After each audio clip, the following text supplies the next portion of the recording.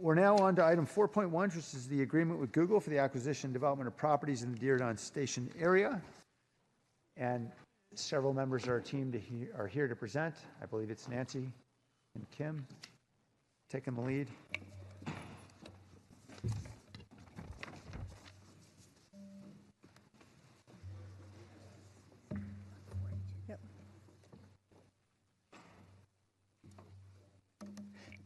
Good afternoon, Mayor and Council. We are very pleased to be here today to discuss a potential agreement with Google to purchase land in the Diridon Station area from the city and SARA. I am Kim Wallish. I'm Deputy City Manager and Economic Development Director. I'm here with Nancy Klein, Assistant Economic Development Director and Director of Real Estate, Bill Eckern, who's our Diridon Project Manager, Richard Keat, who's the Managing Director of the successor agency to the Redevelopment Agency, and Rosalind Huey, who is our Acting Director of Planning, Building, and Code Enforcement. We're going to make a brief opening presentation. I'm going to start by providing, just reinforcing a few important points about context in the Diridon Station area that were made in the March 30th study session that we did, and then Nancy is going to describe the specific recommendation. So to start, just so everyone can appreciate, this is really a once-in-a-century opportunity, this being the opportunity for transformative potential in the Diridon Station area that really comes from the combination of significant transit investment and significant development potential. So if all goes according to plan, 10 years from now, we will have dramatically improved transit access in Diridon Station and therefore downtown San Jose. So as we know, Diridon is already a significant transit hub. It will become the most transit-rich location in the Bay Area, in California, and likely in the Western United States, and the Northern California hub of the state rail system once we add in high-speed rail and BART, and increase in service with the other rail and transit. So the bottom line, what we are planning for is an 8-fold increase in ridership through the Diridon Station. So nearly 140,000 trips will be expected to begin and end at Diridon Station on a typical weekday. So dramatically improved transit access. The second opportunity is clearly the opportunity to expand the downtown core westward and connect the anchors of the Diridon Station, the Diridon Transit Center, and the SAP Center to connect and expand the downtown to the core, with the eastern anchor being San Jose State University. The green area there is the 240-acre area, which we are calling the Diridon Station area. And the opportunity is to create a truly great destination place in this area, which is why the city and the community spent a very significant amount of time planning the Diridon Station area plan, which was adopted by City Council in 2014. So it includes 3 components, 3 zones, if you will, in the Diridon Station area. In the north, the blue area there, the northern zone, is Innovation District, which is intended to have office, retail, and residences. The central, we've been calling Destination Diridon, which is intended for office, retail, entertainment, and hotel. We have the potential to locate significant office right near the station, and all of the research tells you that putting office right near the station is the most effective way to get people out of their cars. And then the southern area, a very large area, is really intended to be a mixed-use residential neighborhood that will also include some retail. So what we're talking about today is mostly in the central zone that we call Destination Diridon. And we believe that the potential partnership with Google is really fully aligned with the goals that Council had outlined for development of this central zone in 2014. And they are, you can see them here, expanding the Diridon Station to create a well-integrated intermodal station, meeting all these transit services coming together in a way that is seamless for the customer, and a station of architectural significance. Developing, as I said, a high-density office, entertainment, amenity-rich destination development right at the station. Creating a highly active, open, lively pedestrian environment, including public spaces that are high quality and actively used, and developing high-intensity land uses that can support high ridership levels and the success of all of this transportation coming together. So that's a little bit of some of the key points we've been making the last several months with Council, but I think it's really important context for understanding the potential project that Nancy is going to discuss next. Thank you very much, Kim. Wanted to present you with a map of the city and SARA sites. You see in the core there are the baseball option sites, what we refer to as Lot D, which is used primarily for parking for the Sharks, and then also the city sites, which are ABC, the large green area by SAP Center, as well as the fire training site, which is off Park Avenue. What we wanted to do was take a minute and really discuss the steps. These are truly the first steps along the way. An exclusive negotiated agreement is really asking the council's approval to begin a conversation. So we are at the very beginning place to see if there is a way to sell what is successor agency land and city land to Google. There are some key steps that need to be addressed. First, we must follow through with what is specified in the successor agency for the redevelopment agency long-range property management plan, and that outlines that there must be a compensation agreement in place which allows the transfer of SARA land to the city to sell for economic development purposes, and it specifies that that land to sell must be sold at fair market value. The next step is to resolve any outstanding issues with the AIG or baseball option, and that will allow us to move the property if we can move through that step. The performance schedule, which is attached to your council memo, also identifies then an approval of a memorandum of understanding which would identify what are the terms that go with the transaction, that go with the sale of property. And lastly, a project agreement that would identify specific benefits, fully detailed, and would be definitely approved by City Council. I should go back just for a second because it's very important to note that you see running throughout the process of our first steps is a community engagement plan. And all parties, Google is very involved with, eager to partner with us in touch base with the community, understand what's important. So that will be going on throughout the length of the process. The next steps, the project will adhere to what every other project adheres to. We'll be looking for a definitive project description. The project will have its own environmental review. The project we fully anticipate will amend the Diridon Station area plan consistent with the changes that are made. There will be a zoning in place, moving on to land use permits, building permits, and construction. There will be community engagement in this process, as there always is with community meetings on projects in the pipeline. As you can see from the length of steps, there is no immediate groundbreaking that will be occurring anytime in the very near future, so there will be an opportunity for substantive community outreach. The project will facilitate quite a number of benefits. As Kim mentioned, we'll have more local jobs closer to home, and that is such a pivotal issue for San Jose.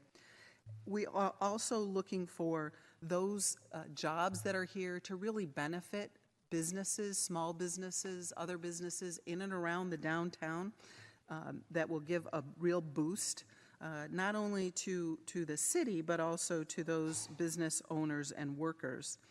We will also recognize revenue for the city in terms of taxes and land sale proceeds. And we'll have significant partner work that we do. What we learned in going to Denver and looking at station areas across the world was that a core coalescing partner can really make a transit hub successful. That is how we refer, or a small team of us refer to Google as the organizing principle that can really bring together our transit agencies and really focus on how to maximize people, not only Google employees, but maximize development, people, and how you connect with all manner of transit trips to make this the affirmation, the realization of Diridon as the dream that the community set out several years ago. In working with Diridon, it's important to note those special partners, including high-speed rail, VTA, BART, and Caltrain, and also most notably the Sharks. The Sharks have a deep, steeped interest in our downtown and in our city, and a good portion of the land we're discussing talks about shared parking as a key principle. Google has already been discussing shared parking as a hallmark for us, our work going forward together. We already touched on the high ridership that will come as a result, and that by having Google and the employees that come not only from Google but retail, other amenities that will be in and around the area, it will catalyze, it will advance more quickly the development of the 2,500 units of housing that are seen as part of the Diridon Station area plan. It's important to note that the city has the ability to directly negotiate with an entity. Our municipal code allows direct negotiation for economic development purposes. And then, as just mentioned, the approved long-term property management plan from the successor agency contemplates direct sale for these lands in the Diridon area. And also, just to reiterate, the land must be sold at fair market value. I just wanted to make a couple of points about why this is such an opportunity. San Jose, as we oft have spoken about, and you see the numbers here, we have significantly less local jobs or jobs per employed resident than our neighbors that surround us. And this will be an important opportunity to increase jobs in our city. And wanting to point out that San Jose is a leader in providing housing. Over the last 7 or so years, San Jose has produced 1 new home for every 3 new jobs, as opposed to the rest of the county, which has produced 1 new home for every 9 jobs. So on many levels, this project will help us to realize not only Diridon goals, but larger city and also regional goals. With that, I wanted to take the opportunity to introduce Mark Golan, who is the Vice President of Real Estate and Workplace Services for the Bay Area from Google.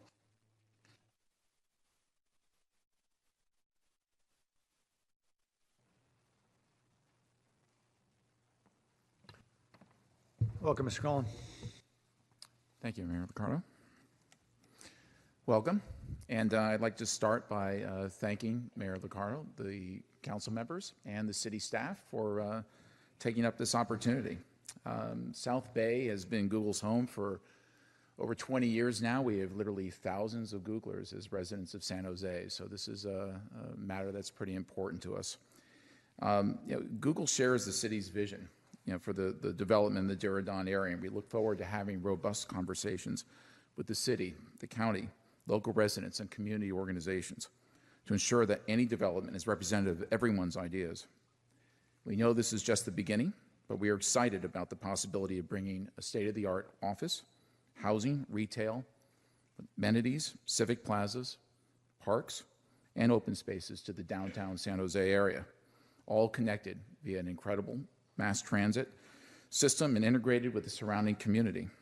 We respectfully ask the council to approve the exclusive negotiating agreement, and we look forward to collaborating with the city of San Jose and the community moving forward. Thank you. Thank you. And Nassim Nouri, John Paul Wolf, Gary McDuso, I'm sorry for mispronouncing your name, Greg Miller, and Jeff Moore. Please make your way down. Good afternoon, Mayor, Vice Mayor, and Council. Thank you so much for having this hearing. My name is Nassim Nouri. I'm a county council with the Green Party of Santa Clara County, and I'm here to express my complete support and excitement about Google coming to town. Who's not excited about Google being in San Jose, right? I think what we really want to stress is, and as you've heard already, is the issue of community engagement. Google has been a model in engaging community before. They've done it in other cities and other states. And what needs to get done now is to make sure that all these amazing community activists that you've already heard from, they're representing tenant organizations, they're community benefit organizations, labor, faith, small business, environmental, transportation activists. All of those people out here who are losing sleep over the list of issues you've heard need to get involved soon. They just can't wait to talk to Google and engage in the process. So I think what's important is for you, the council, to provide a platform, the opportunity for all these folks to come and represent the interest of your constituents in conversation with Google. So if it is possible to have a coalition of stakeholders and community leaders that can be engaged with Google now, as Google has expressed they are interested in, that is the solution. I think having this shorter notice for this meeting and having only one opportunity for all the community to come and express their concerns is concerning people. So that's not the precedent that we want, and we'd love to have the opportunity to engage early, not in the fall. Thank you very much. Melanie Liu, Sandy Perry, Milt Krantz, Alejandra Herrera Chavez, Mo Salberg, and Al Gonzalez Jr. If you can make your way down, please. Hi, my name is Melanie Liu. I'm a member of the Green Party of Santa Clara County and a supporter of Silicon Valley Rising. I'm also a resident of Palo Alto. My husband is a computer scientist who works at Google, and our family has personally benefited from the tech boom. But I'm here to tell you that just like the families and people who spoke before me, tech families also support a just and fair economy for all, and that everyone suffers from the lack thereof. In many ways, Palo Alto is a bubble. A home just sold in my town for $30 million, ironically, to Google's CFO. Palo Alto, San Francisco, Oakland should be a warning call to you all. The gentrification train can and will run amok before you know it. Apologies from elected officials will not be enough. For all the community members of all incomes who will lose out when we lose economic diversity. Housing is key. I've heard reference to 20,000 jobs, as the brother spoke before me, and reference to 2,500 units of housing. I ask you, does that sound like enough? How much of that is truly affordable? What about housing for the homeless? Google's model of don't be evil is admirable, but it is your job as elected officials in this moment in time to hold the public trust, to protect the public, to hold Google's feet to the fire. Silicon Valley Rising and other organizations that have spoken here today, these are stakeholders who must have a seat at the table, as someone spoke before me. Community engagement needs to be baked into the process. It needs to not be a dotted line at the bottom of a slide with assurances that we are open, but it needs to be a block in the org chart, if you will. Thank you so much. Thank you. Sandy. Good afternoon, Vice Mayor and council members. I'm Sandy Perry from Affordable Housing Network, and we are definitely willing to support the Google project if the City Council takes leadership right now to demand that Google from the very beginning is held accountable to create good jobs, use responsible contractors, and build affordable housing. We need affordable housing at all income levels, especially extremely low income, and housing adequate to 100% of the housing impact of this project. This is what community benefits are. San Jose is in an affordable housing crisis. Right now, we're on a pace to achieve 13% of our affordable housing goals. I've been told that the annual homeless count is going to be released next week. LA this year had a 25% increase. Oakland had a 25% increase, and there's some indications that San Jose may have a similar increase. San Jose's immediate solution appears to be out there as building walls, and that's obviously not going to deal with the situation. The time has come to hold our large and wealthy tech companies accountable for the housing crisis which they are creating. Silicon Valley has what's called a jobs housing imbalance that drives our affordability crisis. The Apple spaceship coming online right now has created a projected project-related housing demand of over 9,000 units and made only a very small contribution to affordable housing. We have to make sure that the Google project, which is projected to be twice as big, is held accountable to deal with the housing crisis. It doesn't do any good to point fingers at Mountain View or other cities. Part of the problem with ending homelessness is that everybody wants to blame somebody else. It's time for us to take responsibility. Alejandra Herrera Chavez.